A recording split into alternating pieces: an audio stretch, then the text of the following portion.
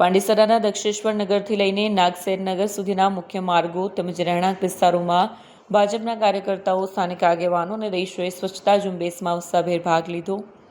સ્વચ્છતાના સંદેશા સાથે કાર્યકર્તાઓએ રસ્તાઓ, ગલીઓ, જાહેર સ્થળો અને આસપાસના વિસ્તારોની સફાઈ કરી।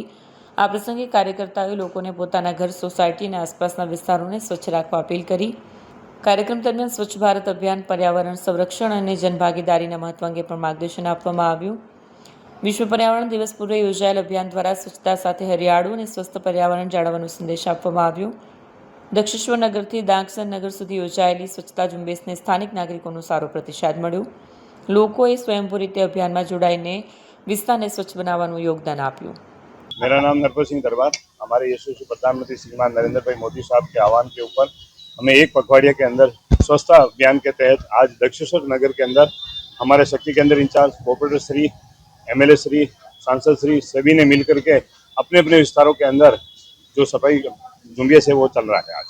और इसके तहत हम दक्षेश्वर के अंदर से लगा करके नागसेर नगर तक सफाई का अभियान करेंगे पूरा। कितने लोग जुड़े हुए हैं, किस तरह का अभियान? हमारे शक्ति केंद्र के हिसाब से एक एक कार्यक्रम के अंदर 25 से 30 लोगों का जो लक्ष्य है वो पूरा करके हम ये कार्य कर रहे हैं।